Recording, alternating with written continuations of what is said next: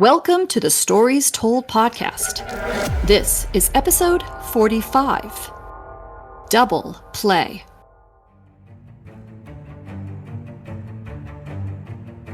This is the Stories Told podcast.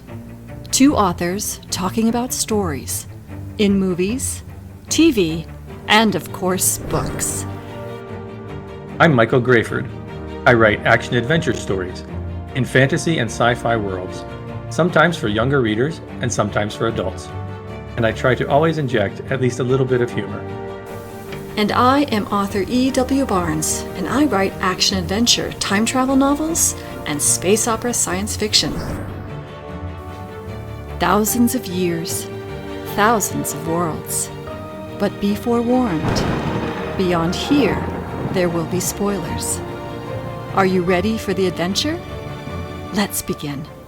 Welcome back to the Stories Told podcast. I'm author E.W. Barnes, and with me is author Michael Grayford. And today we're talking about the story told in the Doctor Who 60th Anniversary Special, Episode 3, The Giggle. How you doing today, Mike? Great. I'm looking forward to talking some more Doctor Who. Yeah, me too. And what's new in your writing world? In my writing world, finally started getting back to actually writing again. Working on the sequel to the first Zara story. This one will be set in Egypt, and it'll be dealing with Egyptian mythology and things like that. How fun! Yeah, I started that up again. I've just passed the first act of that. So I'm getting into the meat of the story now. And other than that, I'm still just doing some ad tweaking and Vela promotion, things like that. Yeah, that's about it. How about you?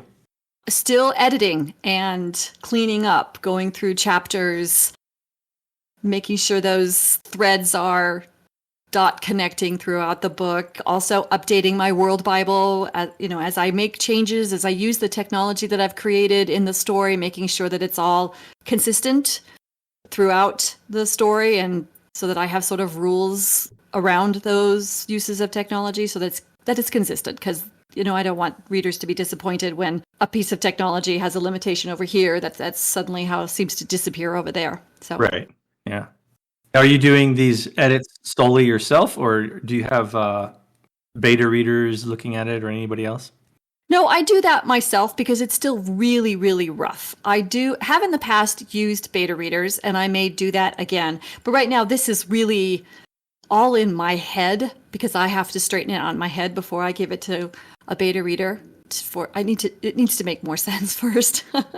Yeah, I go through the same process. Yeah, and one of the things I'm actually finding really interestingly challenging, I don't know if that's a word, but I just made it a word, so there we go, is that this is a space opera. So this takes place on a galactic scale. And I'm trying to think about where my various planets are and the entities that are part of this sort of epic galactic story are. And I've been trying to craft a map of the Milky Way galaxy with where these various players are located. And that's been really interesting and challenging. Yeah, that is interesting. I don't write in that genre and haven't really thought too much about it. But yeah, that would be a particular challenge, huh? Yeah. And to make it make sense, there needs to be consistency there too. What interesting stories have you come across lately in books or movies or television? Let's see, what have I been up to recently? Well, we have an interview coming up that we'll be doing. So I've started reading that book. Yeah. We'll talk about that one when we get to there.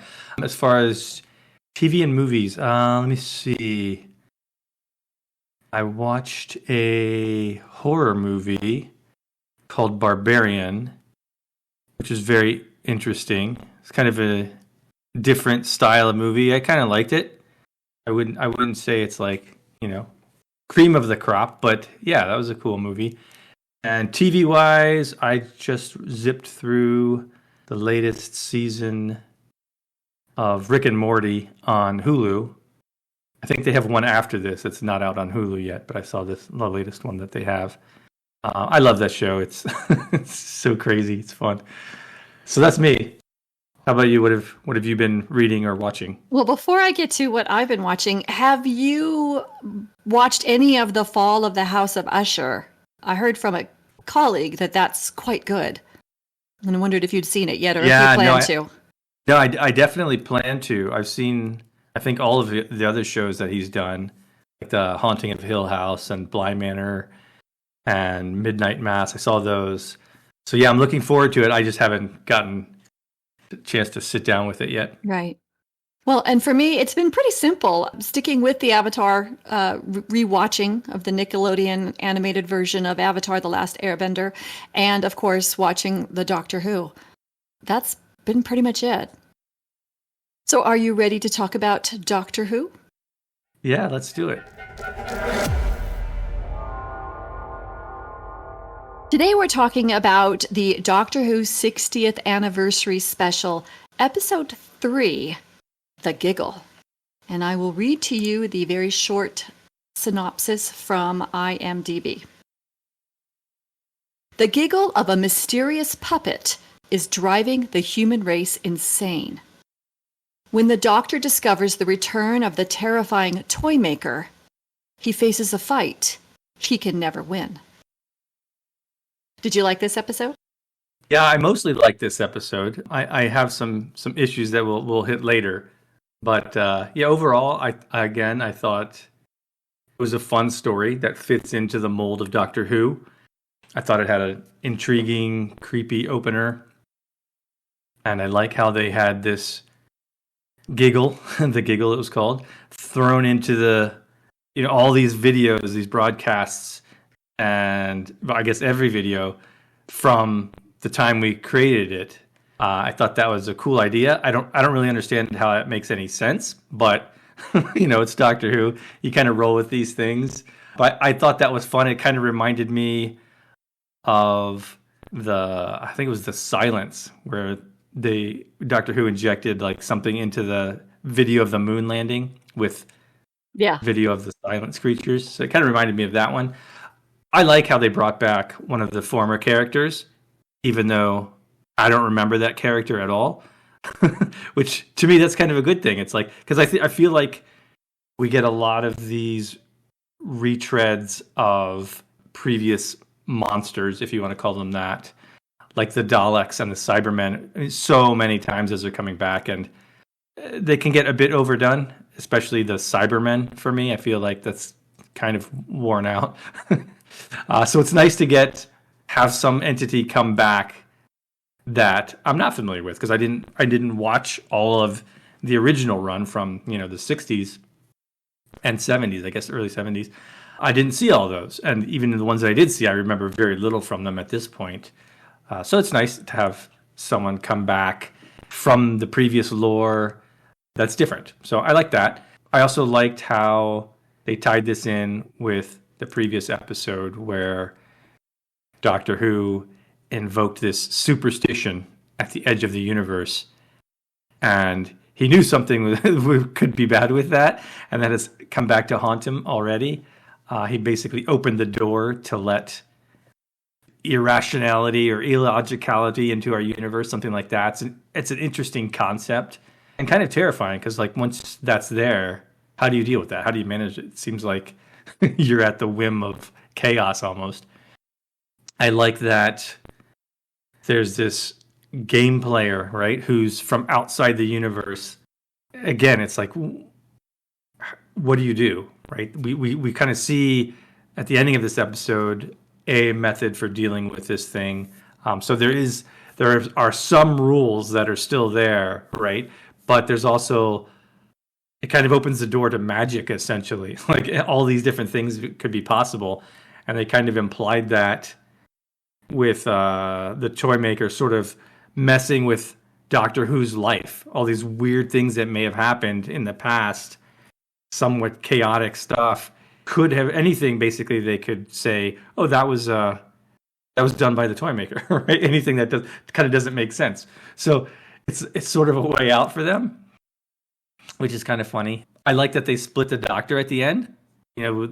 they've had a lot of changes with the Doctor from young to old to a woman to now two of them. And again, that's something that is allowed because the toy maker presumably initiated this thing or caused this thing somehow. And again, like, I thought the double TARDISes was fun at the end. Oh, now they have two TARDISes. Although it might be a little cheap. I mean, we'll see how they play with that. It could be one of those things like the multiverse where the more you have of it, the less meaningful things are. If sort of anything can happen, then how impactful is anything? So we'll see where that goes. I did like that we see that Tennant's Doctor gets to have a family for a while to learn sort of what all of those battles have been for. Not so much learning, because he knows. I mean, obviously he's doing this for people, and particularly he has this affinity for humanity, obviously. But now he gets to actually experience it and feel what it's like to be on the receiving end of that. So I thought that was cool. And obviously the Master is going to return, right? Because he was in the Gold Tooth. I was so excited when I saw that. Yeah, so that's coming back. We get to look forward to more of the Master in the future. I always liked the Master episodes. I thought those were cool. Yeah, so overall, I did like it. I have some additional thoughts which we can get to afterwards, but I want to hear what you liked about it. I really enjoyed this episode. I really hate the creepy doll episodes, but they're really effective because they are so creepy. And I thought that was very well done. The creep level, I thought after last week, it couldn't be more creepy, but it was. And it was a different kind of creepy. Last week was sort of almost like face your own flaws, your own fears kind of creepy. And this week was here's the things that scare people creepy. Yeah. And I thought it was great. I loved the pace and the intensity of almost the entire episode. It just went. It was go, go, go from moment one. We picked up exactly where we left off last time, where Donna returns, we see Wilf, and the world is going crazy. And then when we opened in this episode, where the world is going crazy. And it was terrific. And I thought that the twists and turns were really good. We weren't going to spend the whole time, for example, sitting in unit trying to solve the problem. They solved the problem pretty quickly. And then we didn't spend a whole lot of time sitting in the toy maker's realm trying to solve the problem. We got out of that pretty quickly too. We just kept moving, and I really enjoyed that. I loved bringing in the companion, and that unit has now hired Donna. I really enjoy the fact that these companions are more than just company on the way for the Doctor. These people have something intrinsic and inherent that makes them valuable to society. That unit recognizes and hires them. I hope that makes sense. They're not just pretty faces. Yeah, I agree. I liked having the previous companion come in. I forget her. I don't remember her from the earlier ones, but it's cool that she's back. And I agree. I like the hiring of Donna. I hope that comes to fruition. It sort of gives her a future tied to what she loves, right? She won't be able to travel with the Doctor maybe forever, but she can work there. Or I guess you could technically travel with the Doctor now that they're split. So we're going to see where that goes, I guess.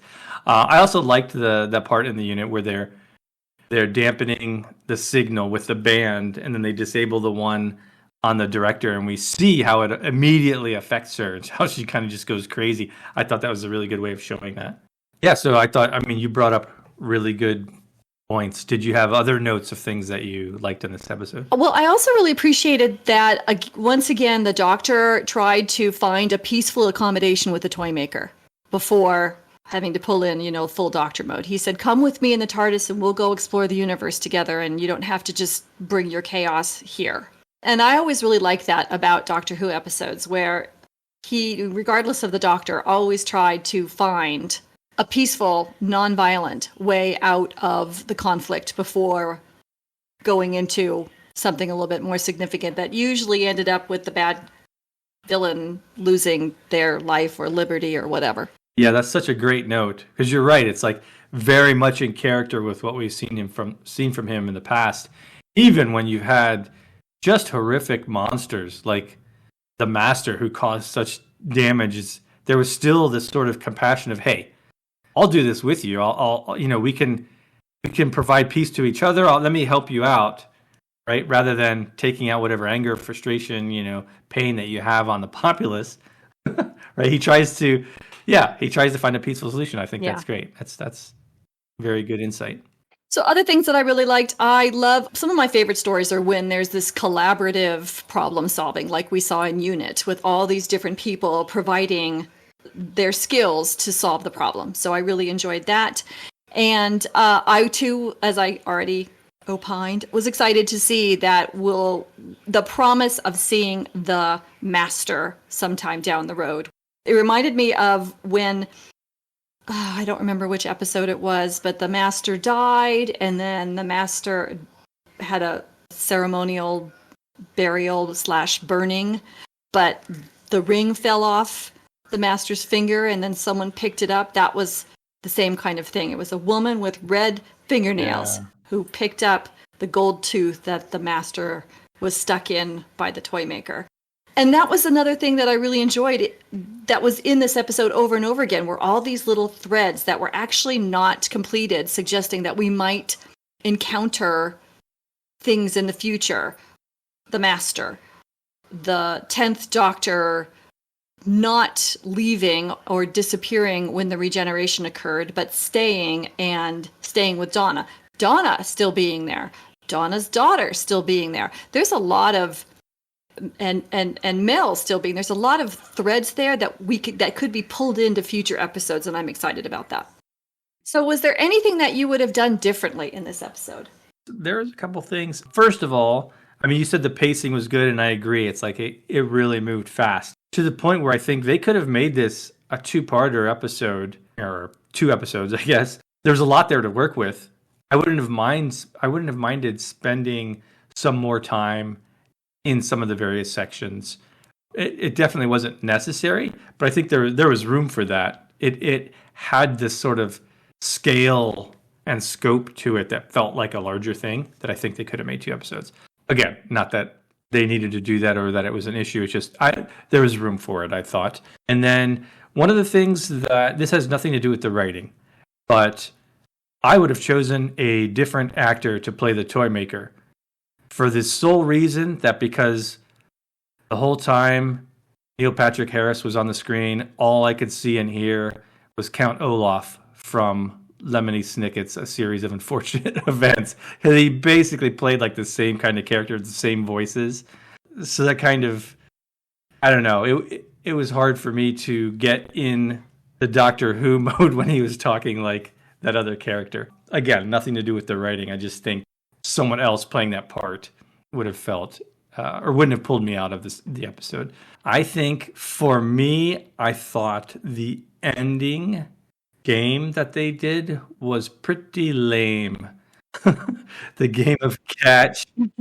It's like I wanted to see something that required a little more thinking or cleverness to it. I wanted to see the 2 doctors working together at whatever the game was to defeat the toy maker. And this just felt silly. And I didn't get it. Like, what were the rules? Why didn't they just throw the ball over the edge of the thing? And it just ended with the toy maker failing to catch it one time for no particular reason. It seems like they just couldn't come up with something good there. So they tried to call back to the beginning of the episode where he was, playing with his balls. That sounds weird. He was, juggling whatever. And they could have done something better there. Like I said, make it so that you have 2 doctors, right? Use that against the toy maker somehow. And I think that's what they were trying to do, but it didn't come across. It's like he just dropped the ball one time. I don't know why. They didn't trick him or outwit him or outplay him or anything. That I thought was pretty weak. That's an excellent point. Yeah. My thoughts were that, the pace was so good throughout this whole episode until the bi-generation. And then it just slowed.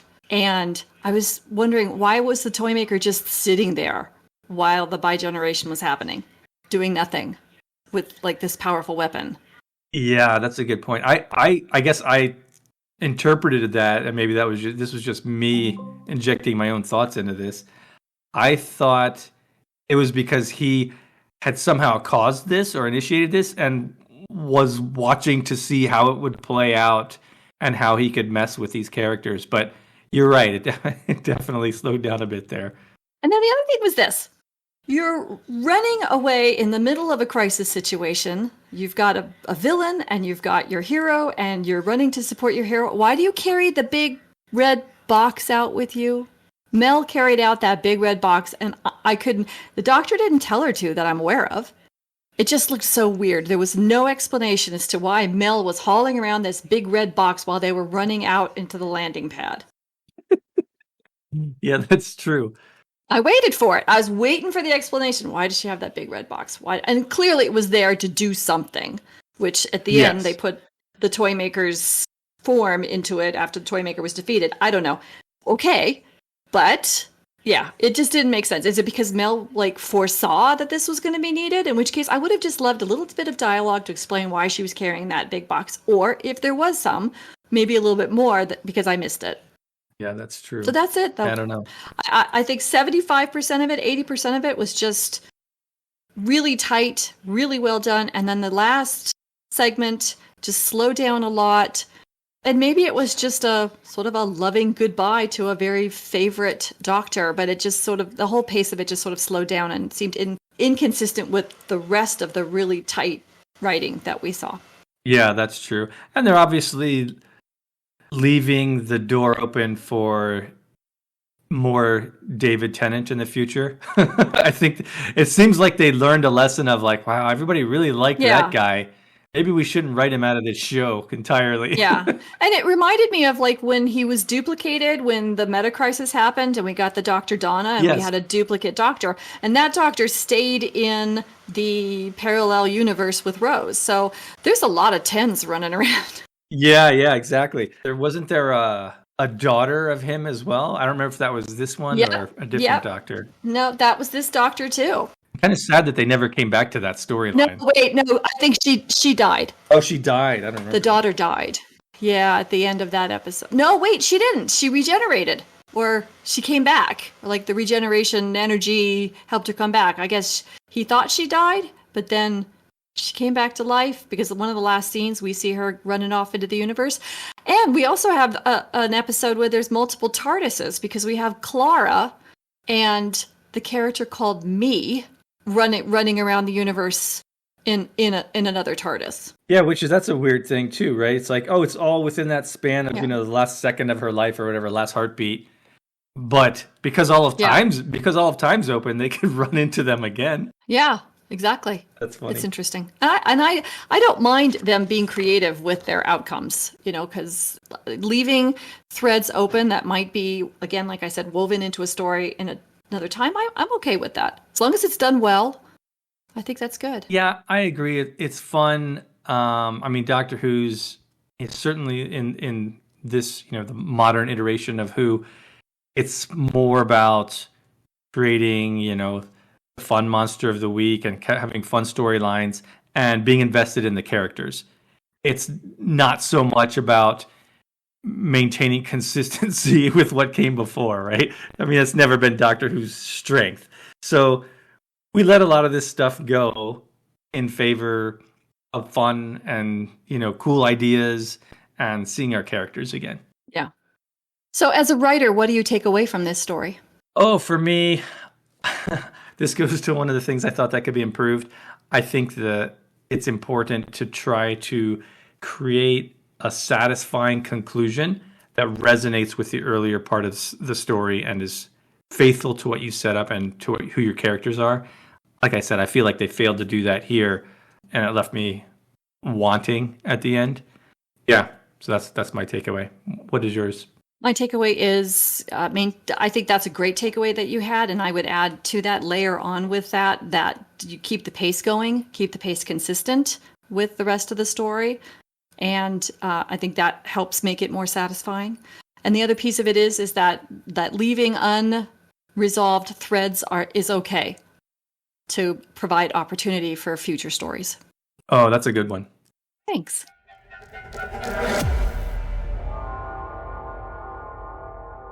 Thank you for joining us as we talked about the story told in the Doctor Who 60th Anniversary Special, Episode 3, The Giggle.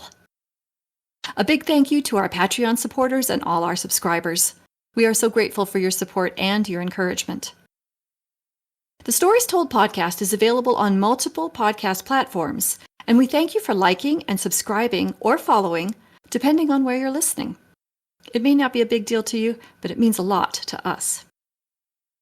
You can find Michael Grayford at michaelgrayford.com and E.W. Barnes at 1000years.com, and those links are in the show notes. Join us next time as we interview author J.L. Birchwood and talk about her novel, The Blood Strain Agenda. And as we record this, we're coming to the end of 2023, and so that interview will air in early 2024. Thank you so much, Mike. This was fun. Yeah, thank you. It's always fun to talk about Doctor Who. And we'll see you next time on the Stories Told podcast.